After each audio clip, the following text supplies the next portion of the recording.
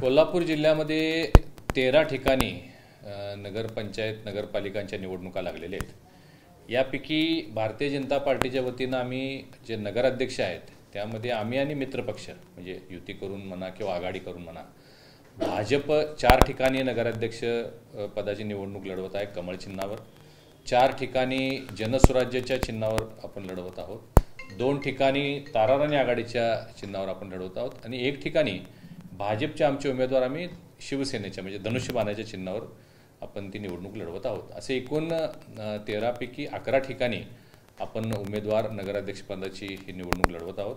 त्याच पद्धतीनं नगरसेवकांची जी संख्या आहे ती साधारण संपूर्ण 263 आहे या 13 ठिकाणी मिळून।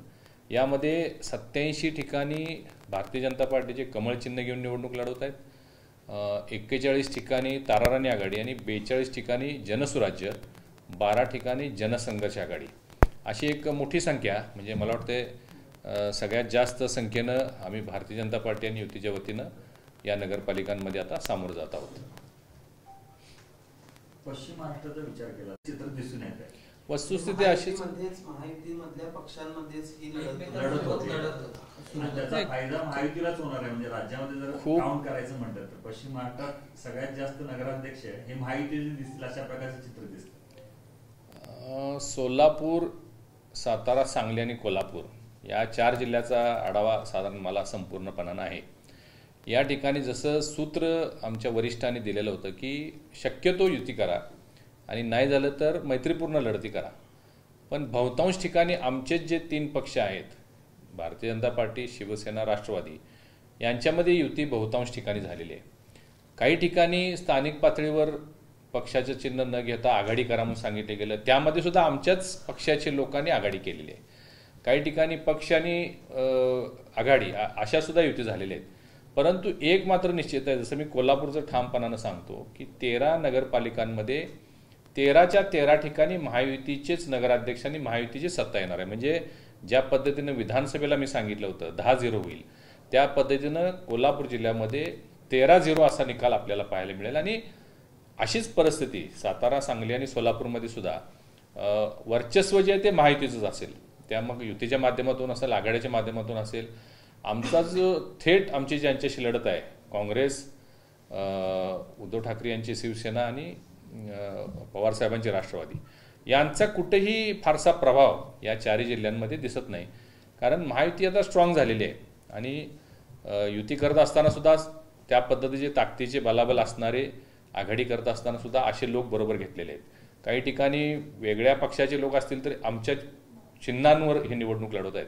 त्यामुळे पश्चिम महाराष्ट्रामध्ये महायुतीचाच प्रभाव आपल्याला प्रकर्षानं जाणवेल।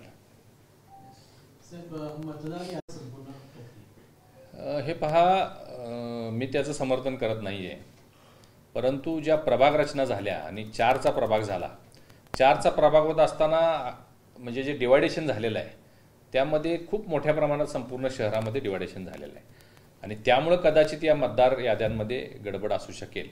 परंतु हे सगळं दुरुस्त झालंच पाहिजे, रेक्टिफाय झालं पाहिजे। म्हणजे मी असं म्हणणार नाही जे आहे त्या मतदार याद्यांवर आपण पुढे जाऊया, खूप मोठा अन्याय उमेदवारांवर होऊ शकतो। त्यामुळे आमचीही भूमिका तीच आहे की सगळ्या मतदार याद्या ह्या करेक्ट झाल्या पाहिजेत। आम्ही भारतीय जनता पार्टीच्या वतीनं परवा दिवशी 250 लोकांची आमची टीम तयार केलेली आहे। आमचे सगळे पदाधिकारी आहेत, आमचे सगळे इच्छुक उमेदवार आहेत आणि या सगळ्यांना प्रारूप मतदार याद्या दिलेल्या आहेत आणि प्रत्येक प्रभागामध्ये प्रत्येक घरामध्ये जाऊन हे रेक्टिफिकेशन करा, माहिती घ्या, दुबार मतदान आहे का, मयत आहे का, स्थलांतरित आहे का, त्याचे असणारे फॉर्म्स, त्याचे वेगवेगळे असणाऱ्या सगळ्या माहिती, हे सगळं आम्ही आमच्या कार्यकर्त्यांना दिलेलं आहे। सगळंच महापालिका करेल किंवा सगळंच शासन करेल असं नाही, पक्षांची सुद्धा जबाबदारी आहे, म्हणून आम्ही ही जबाबदारी आता उचलली आणि आमचे सगळे कार्यकर्ते यामध्ये काम करतायत। जी मुदत होती ती कमी होती, ती मुदत सुद्धा वाढवून द्या अशा पद्धतीत सुद्धा विनंती आम्ही प्रशासनाला केलेली आहे। या नगरपालिका निवडणुकीला सामोरं जात असताना जर एकमेकांच्या विरोधात लढण्याची वेळ आली तर मैत्रीपूर्ण लढतो चर्चा होत आहेत, हे पहा, याला धरूनच एक कागदमध्ये सुद्धा मुश्रीफांनी म्हणले की यांच्यातील वाद जो आहे तो पळून आलेला दिसतो। हे पहा, मी पूर्वी सुद्धा सांगितलं होतं की वरिष्ठांच्या ज्या सूचना आहेत एकत्रित लढा, नसेल तर मैत्रीपूर्ण लढा आणि लढत असताना कुठेही कटुता येऊ नये या दृष्टिकोनातून तशा पद्धतीच्या टीका होऊ नयेत यासुद्धा सूचना आम्हाला होत्या आणि आम्ही त्या पाळलेल्या आहेत। तुम्ही ज्या गोष्टींचा 1-2 गोष्टींचा उल्लेख करताय, हा बोलण्याच्या ओघामध्ये बोलत असताना काही शब्द गेले असतील, त्याचा फार गांभीर्यानं विचार करण्याची गरज नाही. त्या परिस्थितीमध्ये तिथल्या कार्यकर्त्याचं समाधान करण्यासाठी नेत्यांना काही भूमिका घ्याव्या लागतात किंवा काही बोलावं लागतं. त्याचा फार मोठा परिणाम आमच्या या कुठं असणाऱ्या युतीमध्ये किंवा आमच्या नेत्यांच्यामध्ये असणारं जे अंडरस्टँडिंग आहे त्याच्यामध्ये कुठं बिघाड होईल असं मला वाटत नाही. प्रश्न असा आहे की ज्यावेळी अजितदादा म्हटले की माझ्याकडे तिजोरीच्या हे पहा दोघंही आपापल्या मतांवर जे बोललेले आहेत ते अगदी रास्तानी योग्य आहे. अजितदादा हे अर्थमंत्री आहेत, त्यामुळे निश्चितच तिजोरी चाव्या त्यांच्याकडे आहेत.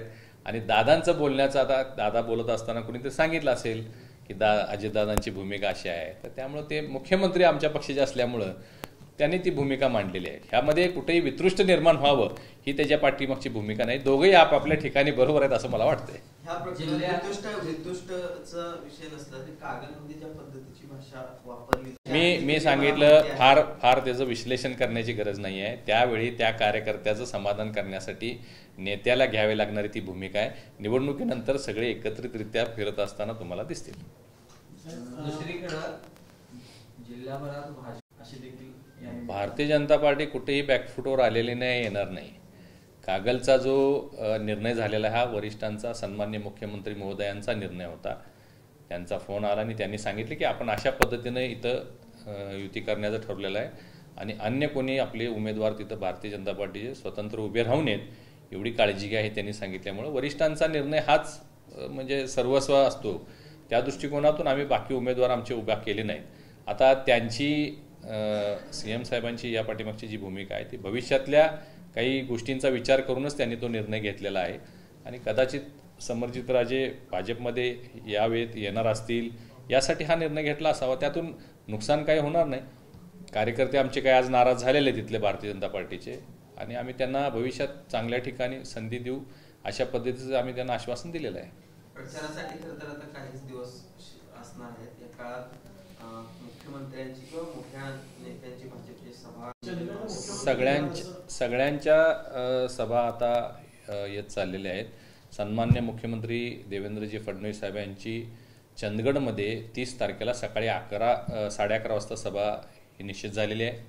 आज दुपारी महसूल मंत्री माननीय चंद्रशेखर बावनकुळेजी यांची 2 वाजता हुपरी येथे सभा निश्चित झालेली आहे आणि उद्या किंवा परवा दिवशी म्हणजे 26 किंवा 27 तारखेला प्रदेशाध्यक्ष रवींद्रजी चव्हाण साहेब यांचाही दौरा आता आलेला आहे. आता त्यांची सभा कुठे घ्यायची हा त्यांच्या वेळेनुसार आम्ही आता ठरवून त्यांना प्रोग्राम कळवणार आहे. हे सगळे वरिष्ठ, पंकजाताई सुद्धा येणार आहेत. आता त्यांच्या सगळ्या सभा ॲडजस्ट करत कोल्हापूरच्या सभासुद्धा आपण ॲडजस्ट करणार आहोत. परंतु 2 प्रामुख्यानं सभा होते त्यामध्ये मुख्यमंत्री महोदयांचा दौरा निश्चित झालेला आहे.